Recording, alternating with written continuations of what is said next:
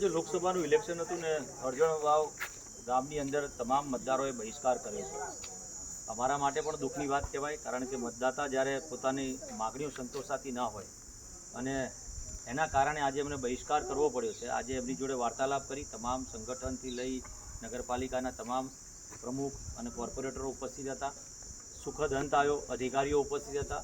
એમની એક માંગ હતી ડમ્પિંગ સાઇટ, જે અહીંયા બાજુમાં કચરો છે, ઘન કચરો, એનો જે બળે છે ને એના કારણે નુકસાન થઈ રહ્યું છે, એને અહીંયાથી બંધ કરવામાં આવે, અને માંગ પણ એમની વ્યાજબી લાગી.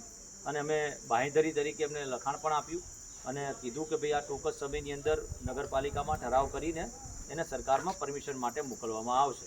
અને તમામ પ્રકારની વાત કરી આગેવાનો અને ગામ લોકોએ અરજણવાવ ગામનું મતદાન ચાલુ કર્યું છે અને એમને વિશ્વાસ આપ્યો છે કે 90% મતદાન અહીંયા અરજણવાવની અંદર થશે એવો એમને વિશ્વાસ આપ્યો છે અને વિશ્વાસ સાથે સુખદ અંત આવ્યો છે.